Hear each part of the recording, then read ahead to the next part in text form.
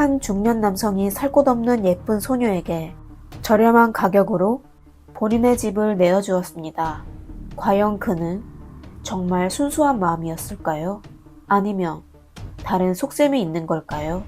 결국 남성은 숨지게 되었는데요. 어떤 사연이 있을까요? 안녕하세요. 미스터리 수사국입니다. 오늘은 미국에서 발생한 사건에 대해 말씀드리겠습니다. 사라 곤잘레스 맥클린은 1994년 7월 9일에 미국 캔자스주 토피카에서 태어났습니다. 어려서부터 홈스쿨링을 받으며 다른 사람들과 거의 접촉하지 않아 그녀는 아주 순수하고 순진했습니다. 사라는 14살 때부터 피자 가게에서 아르바이트를 했습니다. 그러다 2년 후 사라의 부모가 이혼하게 됐습니다. 딸 사라는 부모들이 왜 이혼했는지 이유도 모른 채 부모를 잃게 된 슬픔에 불안감을 느꼈습니다. 그녀는 심지어 스스로 본인의 목숨을 끊으려고도 했고 결국 정신병원에 가 입원 치료를 받게 됐습니다. 태어난 후 소녀는 더 이상 부모의 사랑을 느낄 수 없어 탈출구를 찾기 시작했습니다. 하지만 그녀는 본인이 되돌릴 수 없는 길을 갔다고는 상상도 못했습니다. 사라가 아르바이트하는 피자집의 주인은 해롤드 사스코라고 하는데요. 그는 2개의 체인 레스토랑을 소유하고 있으며 경제적으로 아주 여유로웠습니다. 하지만 비즈니스에 성공했던 그는 가정생활에는 애로사항이 많았습니다. 그는 3번이나 이혼한 적이 있어 비교적 안정적인 가정이 있었으면 했습니다. 그 당시 해롤드는 여자친구 킴벌리와 사귄 지 얼마 안 되었는데요. 해롤드는 그녀를 각별하게 생각했습니다. 2 사람이 사귄 지 얼마 안 돼 킴벌리는 해롤드의 집으로 이사하게 되었고 둘은 동거하기 시작했습니다. 해롤드의 집은 방이 5개가 있는 대저택이었습니다. 넓은 저택에 2 사람만 있어 주택은 다소 휑해 보였습니다.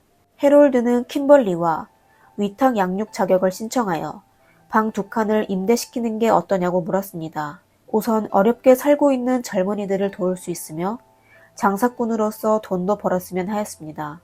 또 그냥 비워두기에는 조금 아깝다고 생각했습니다. 킴벌리는 남자친구의 제안이 괜찮다고 생각하여 동의했습니다. 한 달 뒤 해롤드는 킴벌리에게 사라라는 여자아이를 첫 번째 세입자로 하자고 제안했습니다.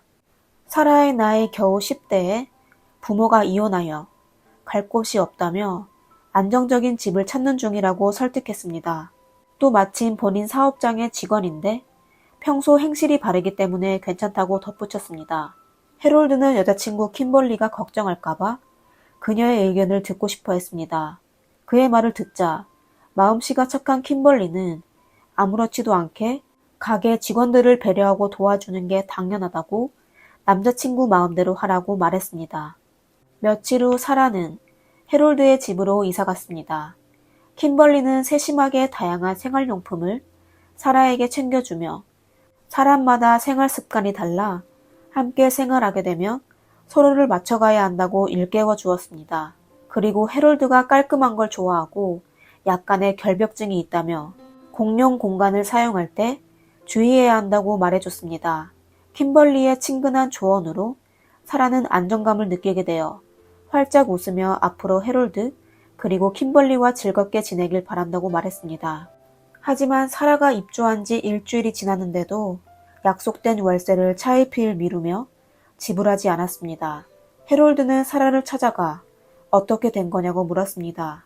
사라는 지금 학자금 대출을 신청 중인데 아직 승인이 나지 않아 형편이 조금 어렵다고 하며 해롤드에게 며칠만 기다려달라고 말했습니다. 해롤드는 사라가 불쌍하다고 생각하여 자신이 보증인이 되어 사라의 신용카드 발급을 도와주며 우선 일시적으로라도 경제적 문제를 해결하면 어떠냐고 제안했습니다. 사라는 그의 도움을 매우 감사하게 받아들였습니다. 해롤드가 보증인이 되어 사라는 바로 신용카드를 신청할 수 있었습니다. 그녀는 2주 만에 생애 첫 신용카드를 받게 됐습니다. 하지만 문제는 여기서부터입니다. 사라는 돈을 막 쓰기 시작하였습니다. 신용카드를 받은 후 그녀는 인터넷에서 인기 제품을 구매하였으며 해롤드에게도 선물을 사줬습니다. 선물을 받은 해롤드는 기뻐하며 사라에 대한 인상을 더욱 좋게 생각했습니다. 그리곤 사라에게 돈을 절약해야 하며 본인의 재무 상태를 고려하여 우선 꼭 필요한 데만 돈을 써야 한다고 조언을 해줬습니다. 하지만 사라는 그의 말을 듣지 않았습니다. 그저 본인이 피자 가게에서 아르바이트하는 돈으로 신용카드 빚을 갚을 수 있다고 생각했었죠. 이렇게 또 5주가 지났습니다만 사라는 여전히 첫 달의 집세를 지불하지 않았습니다. 해롤드는 더 이상 참을 수 없어 사라에게 언제 집세를 낼 수 있냐고 물었습니다. 사라는 난감한 표정으로 그에게 며칠만 기다려달라고 애원하며 코수술을 앞두고 있다고 이실직고했습니다. 거기에 덧붙여 부모가 자신을 버린 이유도 학교에서 인기가 없는 이유도 본인이 못생겼기 때문이라며 신세한탄을 하는 발언을 내뱉었습니다. 그녀의 말을 들은 해롤드는 젊은 사람들의 심정을 이해하고 사라가 자신감을 되찾을 수 있도록 도우고 싶다고 뜻도 전해주며 또 집세를 미루는 걸 동의했습니다. 그리고 사라는 해롤드의 이해에 감사를 표했습니다. 그리고 2달 뒤 해롤드는 은행으로부터 독촉장을 받게 됐습니다. 독촉장에는 신용카드 사용 내역도 있었는데요. 사라가 한 최근 2달 동안의 소비가 자세히 적혀 있었습니다. 그녀의 다양한 생활비, 그리고 성형비용이었죠. 사라가 제때 돈을 갚지 않아 은행은 보증인 해롤드에게 독촉장을 보낸 것이었습니다.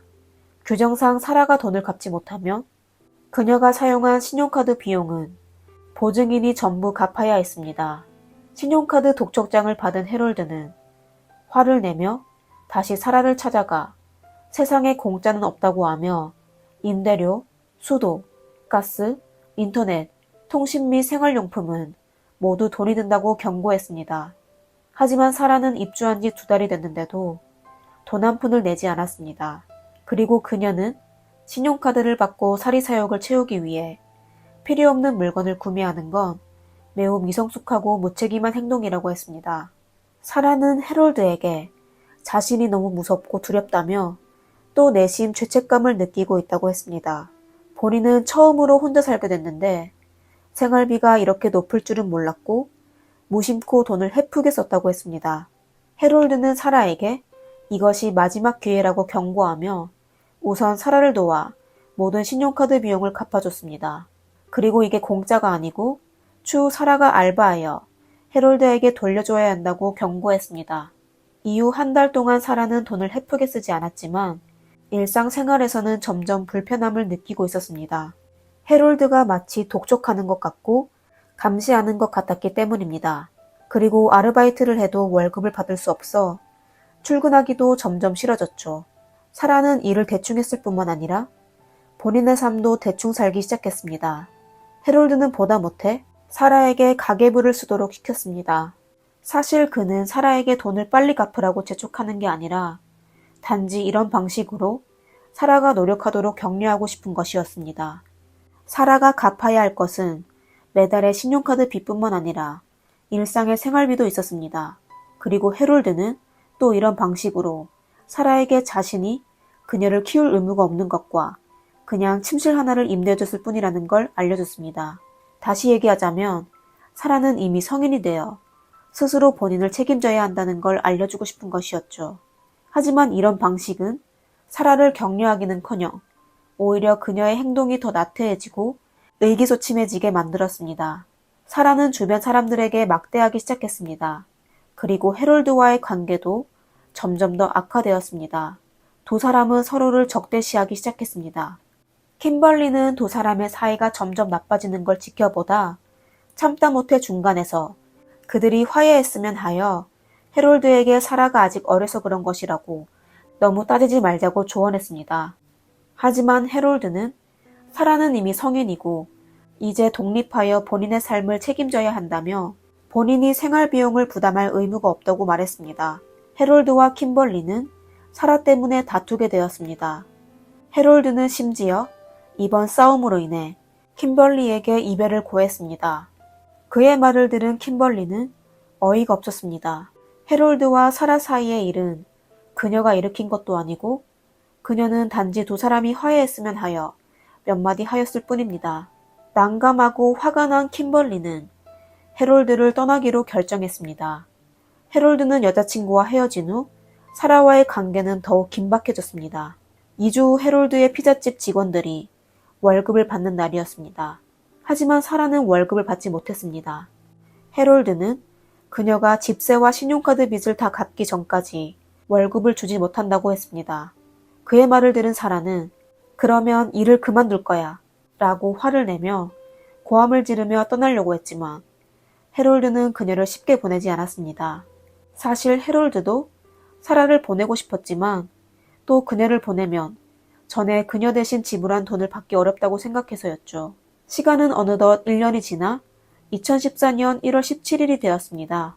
헤롤드는 이상하게 아무런 연락 없이 3일째 피자 가게로 나오지 않았습니다. 가게 직원들은 그가 사고 난 게 아닌가 하며 걱정하고 있을 때 마침 사라의 아버지도 딸과 연락이 안 돼 가게로 찾아왔습니다. 그들은 바로 경찰에 실종 신고를 하였습니다. 경찰이 헤롤드의 집을 찾아갔을 때 별장안은 아주 조용했습니다. 그리고 식탁 위에서 휴대폰을 발견하였는데요. 사라의 것이었습니다. 그러다 경찰은 또 침실의 바닥에 누워있는 헤롤드를 발견하게 됐습니다. 그는 이미 숨졌으며 손과 발은 묶인 채로 있고 목에는 타격 자국이 남아 있었습니다. 최종 확인 결과 별장에는 숨진 헤롤드 외에 아무도 없었으며 사라와 헤롤드의 승용차가 없어졌습니다. 경찰은 우선 사라가 헤롤드를 숨지게 하고 도주한 것으로 추측하였습니다. 그리고 또 강도가 헤롤드의 집을 침입하여 그를 숨지게 한 후 사라를 납치할 가능성도 있다고 추측하였죠. 경찰은 일단 사라와 헤롤드의 차를 먼저 찾기로 결정하여 전국적으로 수사를 시작하였습니다. 그러다 며칠 후인 2014년 1월 25일에 헤롤드의 집에서 약 2200km가 떨어진 플로리다에서 그의 차를 발견하게 됐습니다. 그 당시 사라는 차에서 자고 있었어요. 그리고 그녀의 옆에는 사격도구와 현금 2399달러, 하나로 약 316만 원이 있었습니다. 또 금지약품도 발견하게 됐는데요. 경찰은 곧바로 사라를 경찰서로 불러 심사를 진행하였습니다. 사라는 곧바로 자신이 저지른 범죄를 인정하였습니다. 그녀는 본인이 헤롤드를 해쳤다는 걸 인정하였지만 또 그럴 만한 이유가 있었다고 변명했습니다. 2015년 법정에 서게 된 사라는 자신의 비참한 과거를 울면서 얘기했습니다. 사라는 14살에 헤롤드를 알게 됐고 2년 후 그의 집으로 이사하였습니다. 그리고 그 당시 사라는 학비를 마련하기 위해 피자 가게에서 아르바이트를 했다고 말했습니다. 처음 헤롤드를 알게 됐을 때 그는 본인에게 다정하게 대해주며 집으로까지 초대했습니다. 하지만 그녀는 그의 요청을 거절하였습니다. 그러다 2년 후 부모가 이혼하게 됐고 이 틈을 타 헤롤드는 그녀의 곁에 있어주며 심지어 방까지 제공해주며 그녀에게 삶의 희망을 줬습니다.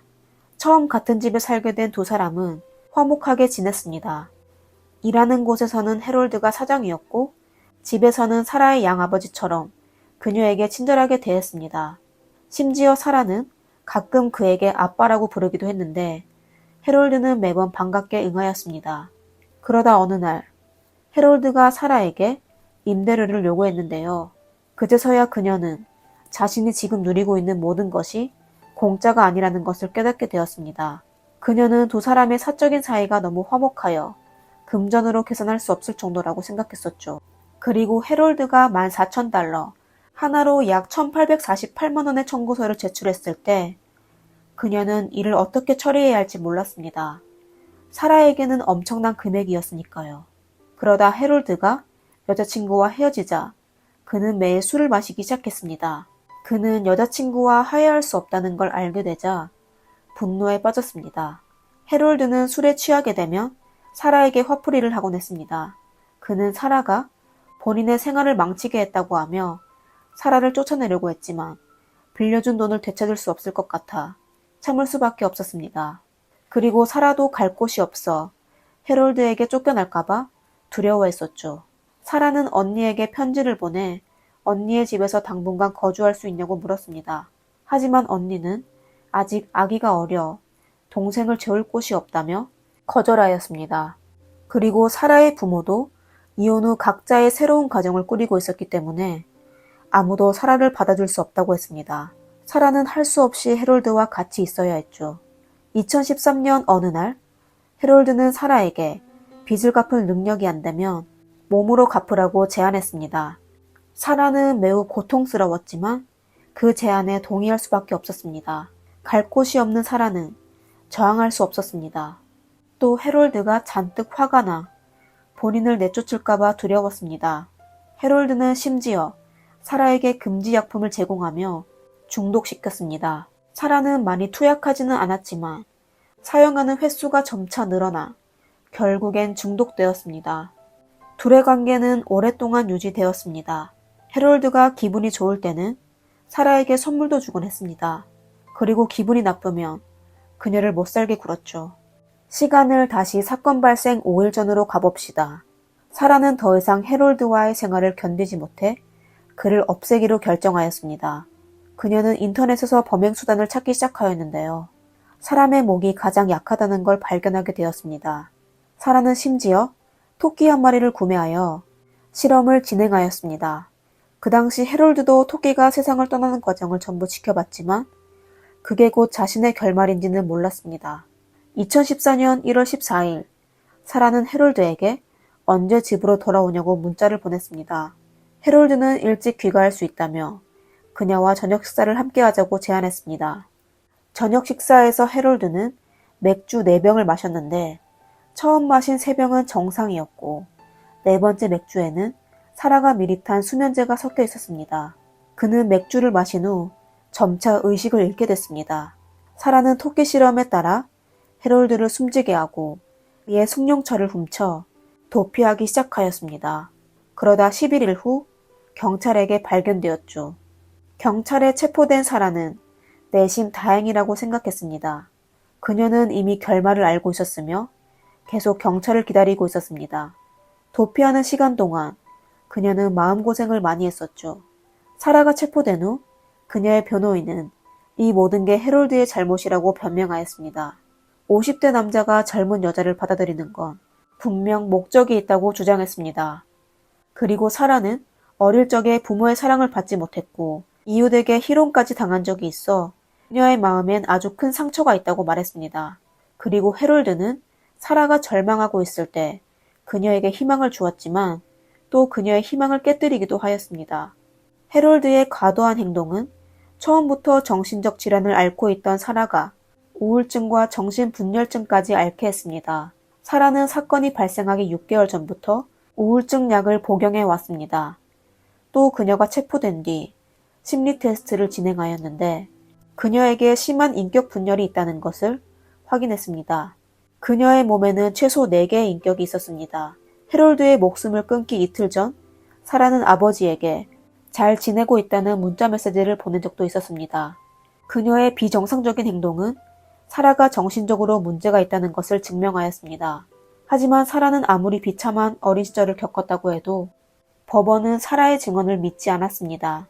만약 진짜 그녀의 진술대로라면 해롤드가 처음 위협했을 때 그녀는 가족과 친구들에게 도움을 요청할 수 있었으며 경찰에게도 신고할 수 있었습니다.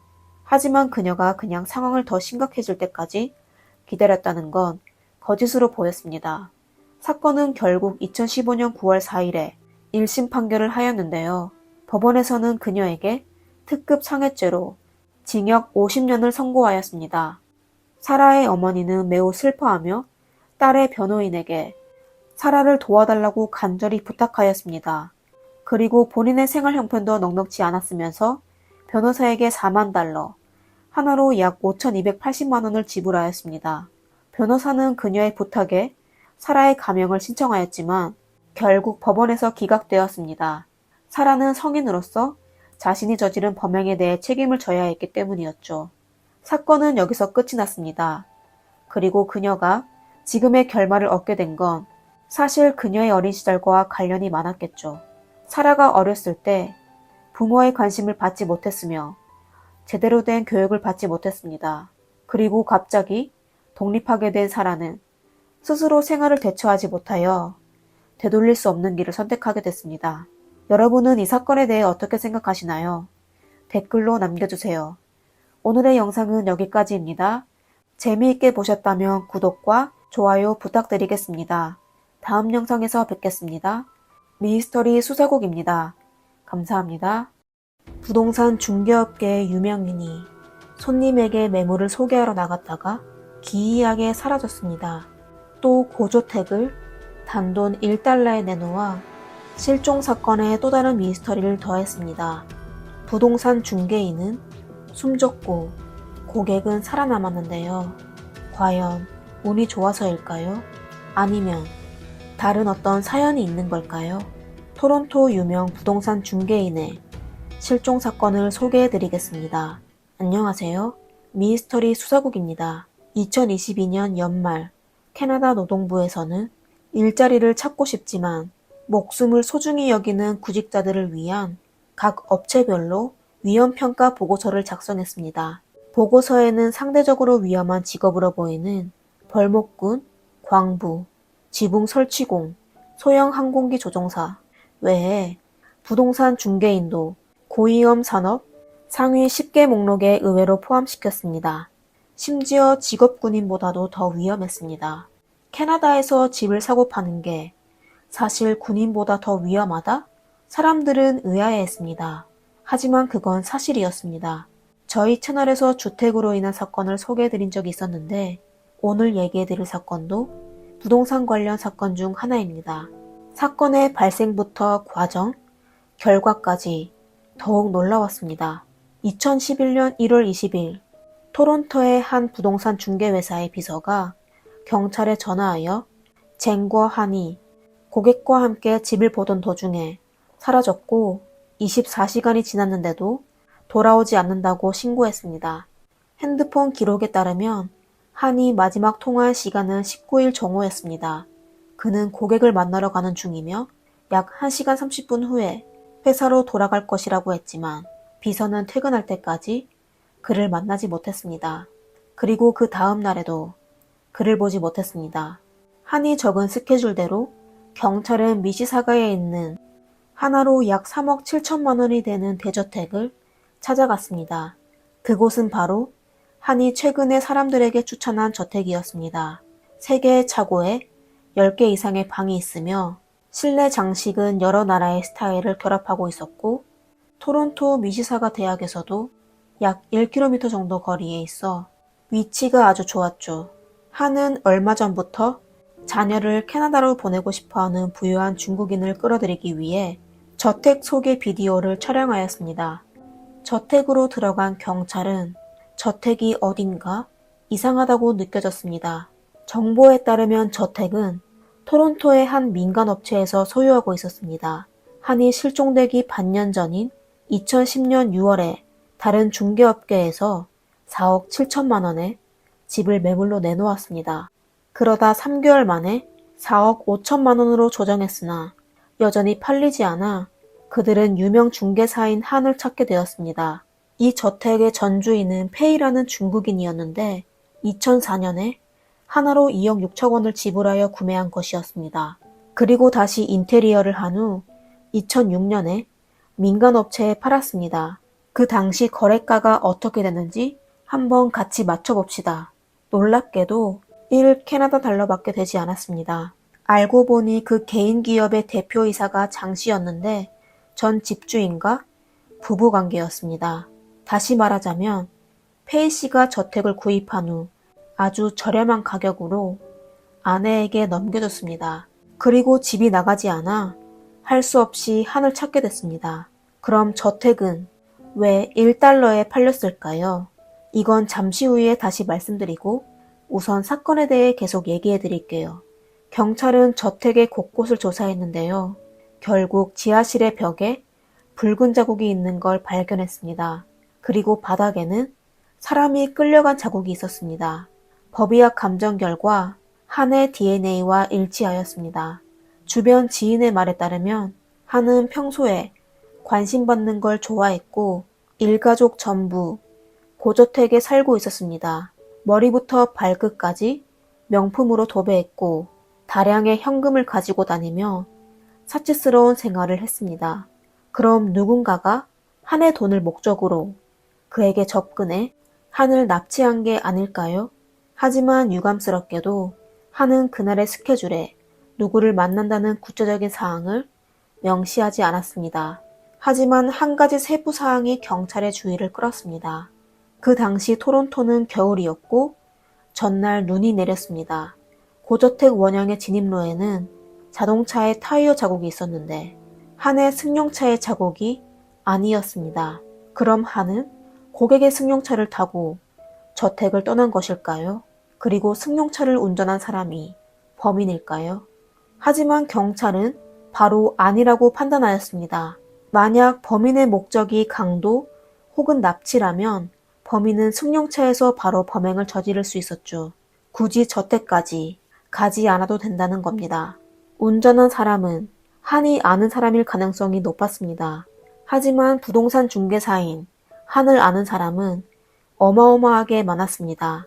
단순히 아는 사람이라는 이유로는 수사 범위를 좁힐 수 없었습니다.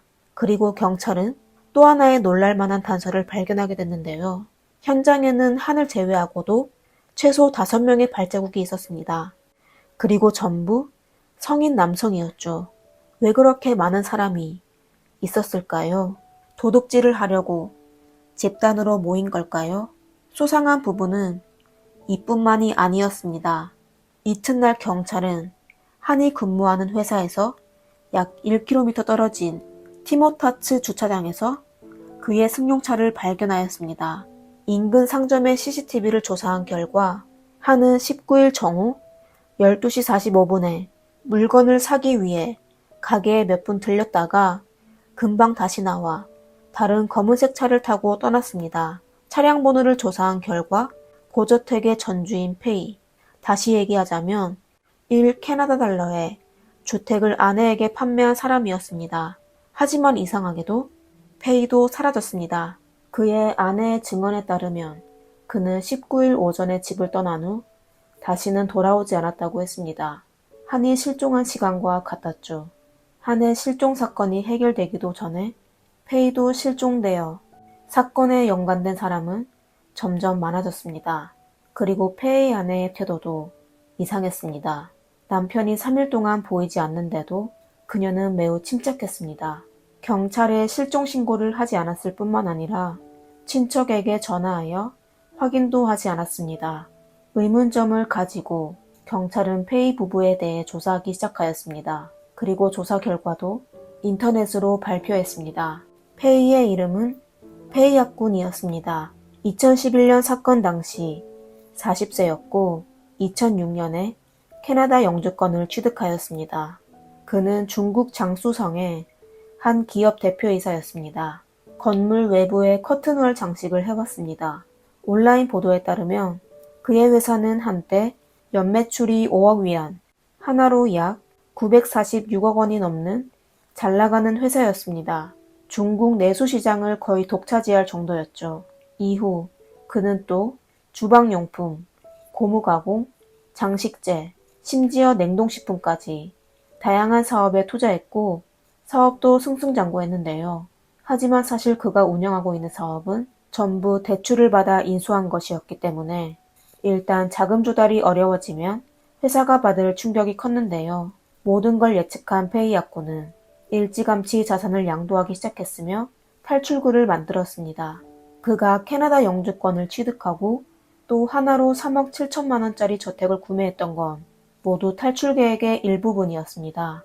아니나 다를까 2007년 페이 약군이 운영하는 10여 개의 회사가 하나둘씩 무너지기 시작했습니다. 채권자들이 집까지 찾아갔지만 그는 이미 가족과 함께 사라지고 없었습니다.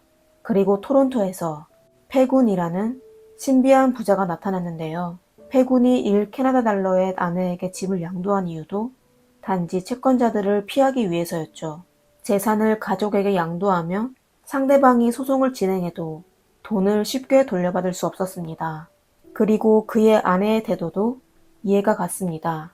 남편이 그토록 많은 빚을 져서 갑자기 잠수를 타고 연락이 두절되어도 놀랍지 않을 수밖에 없었죠. 그렇다면 채권자가 패군을 납치하려다 결국 집을 팔아준 무고한 한을 납치하게 된 건 아닐까요?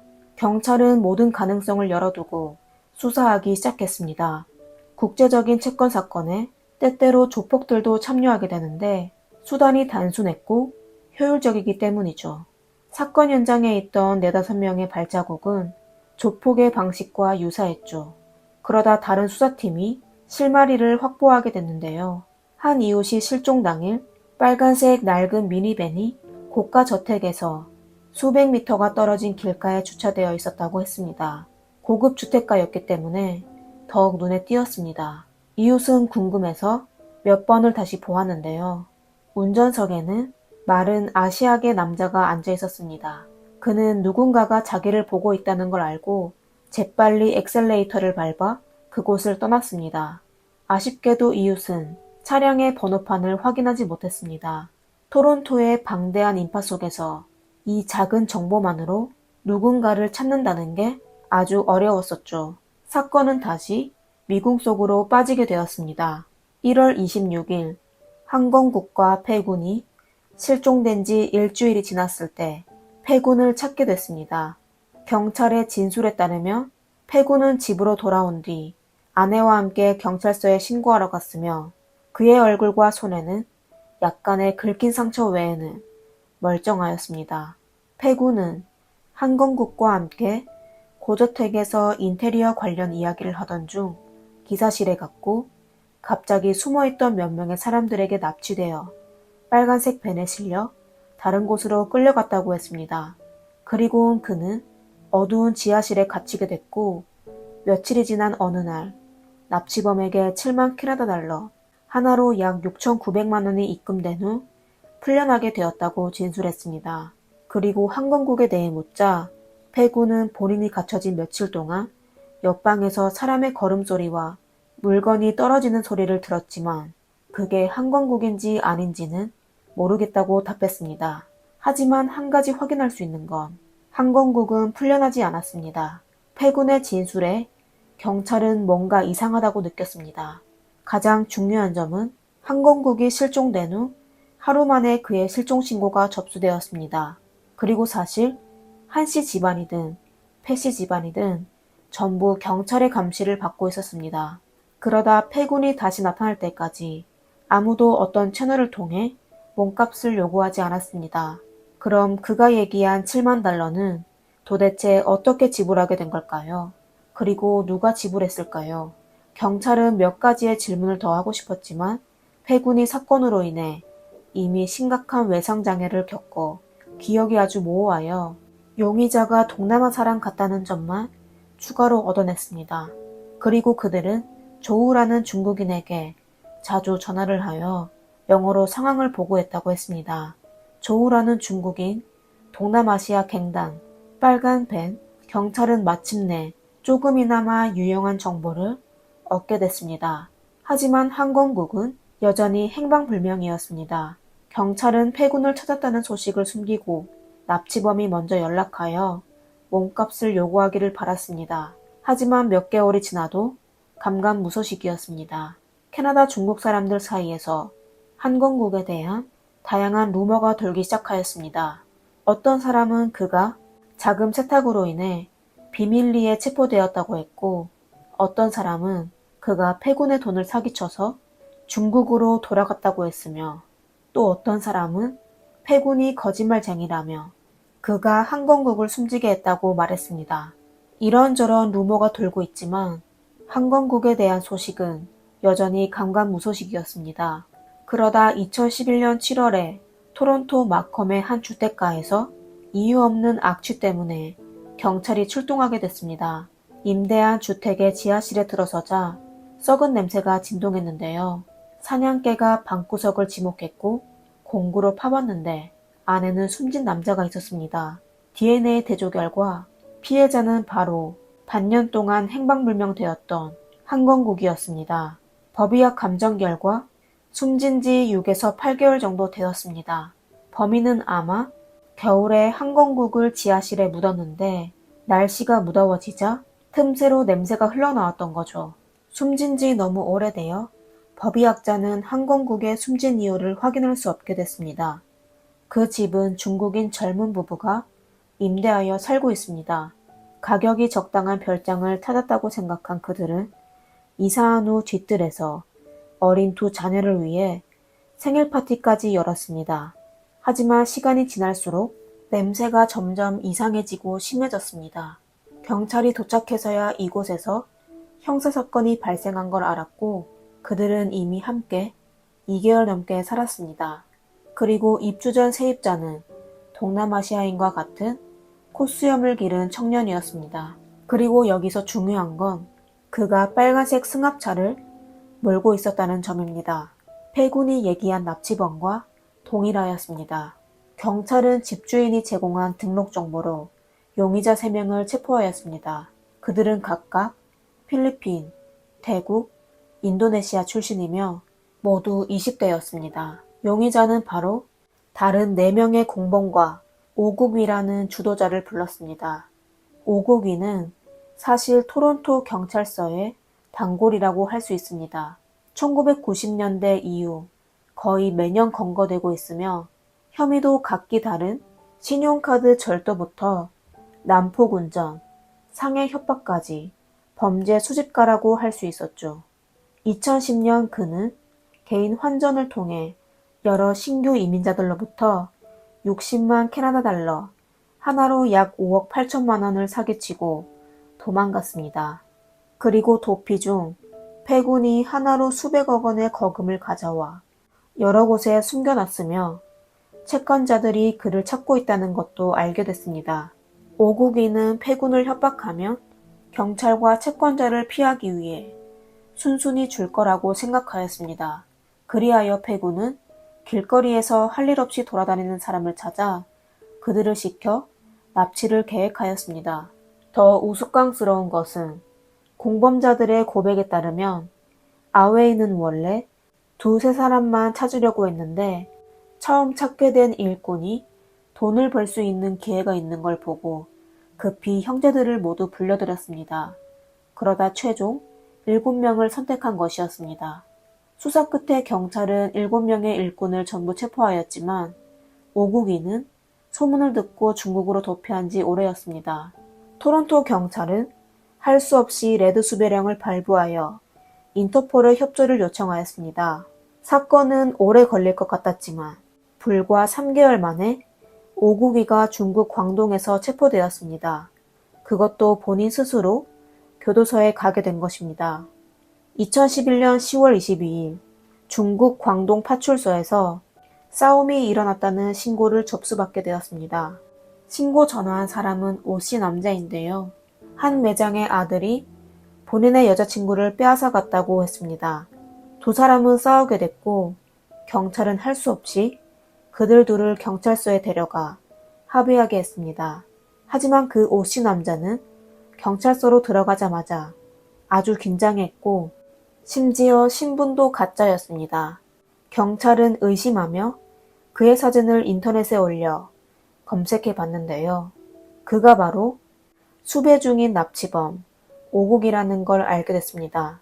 본인이 수배 중인 납치범인 사실을 분명 잘 알고 있을 텐데 질투 때문에 본인을 신고하여 결국 감옥에 가게 된 거죠.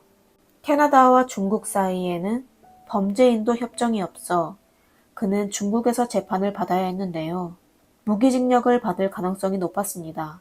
저희가 이번 사건에 대해 수사한 바로는 중국 법원에 공개된 서류에서 그에 대한 아무런 판결 소식을 찾지 못했습니다. 하지만 몇 명의 공범자는 캐나다에서 체포된 뒤 연이어 유죄를 인정하여 최종적으로 유기징역 11개월에서 7년을 선고받았습니다. 여러분은 아마 사람을 납치하고 숨지게 했는데 겨우 7년형을 선고받은 거에 대해 이해가 가지 않으시겠죠. 사실 심판 과정에서 또 하나의 반전이 있었습니다. 납치범들은 전부 한을 납치하는 도중 그가 심장병을 일으켜 숨지게 된 것이라고 주장하였습니다. 그리고 변호인 측에서 증거를 제출하였는데요. 한은 심장에 문제가 있었고 감정이 격해지거나 많이 놀라게 되면 심근경색을 일으킬 가능성이 높았다고 했습니다. 용의자 몇 명은 그걸 계기로 계획범죄를 대체해달라고 요청했고 결국 그들은 죄를 시인하는 합의를 이루었습니다. 시청자분들께서도 저처럼 궁금한 점이 많을 텐데요. 우선 그 많은 납치범들은 어떻게 남몰래 저택의 지하실에 들어갔는지 한 부동산 중개업자의 진술에 따르면 그건 아마 한이 그 당시 남몰래 저택을 판매할 가능성이 높았을 거라고 했습니다. 다시 얘기하자면 그 건물을 부동산 사이트에 올리지 않았다는 것입니다. 그건 집주인이 주택을 판매하는 걸 다른 사람들에게 알려주기 싫어서 본인의 사생활을 보호하기 위해서일 가능성이 높다고 했습니다. 이런 식으로 유괴범들은 잠재적인 구매자인 척하며 대문 비밀번호를 미리 알아내 집으로 들어갔죠. 그리고 다른 의문점도 있는데요. 그들은 왜 폐군을 놓아줬을까요? 폐군은 결국 본인의 몸값을 지불했을까요? 폐군은 한이 숨진 것과 연관이 있었을까요? 정확한 답은 여전히 알 수 없습니다. 하지만 인터넷에서 발표된 2개의 게시물이 관심을 끌었습니다. 익명으로 글을 올린 2사람은 사건에 대해 잘 알고 있다고 했습니다. 하지만 시간이 너무 흘렀고 그들을 찾아 확인할 수가 없어 그냥 소문이라고만 합시다. 2개의 소문에는 한 가지의 공통점이 있었는데요. 납치범들은 원래 폐군만 납치하려고 했습니다. 하지만 때마침 한이 옆에 있었고 참변을 당하게 된 거죠. 그 당시 납치범들도 2사람을 보고 매우 놀랐지만 마침 사람이 너무 많아 일단 2사람 모두 납치하기로 하였습니다. 폐군은 납치범이 몸값을 요구한다는 사실을 알고 바로 잘 알고 있는 사업 파트너를 찾아 5국위의 중국 은행 카드에 7만 캐나다 달러를 보내달라고 했습니다. 하지만 한은 몸값을 지불해도 그들이 놓아주지 않을 것 같아 돈을 준비하지 않았습니다.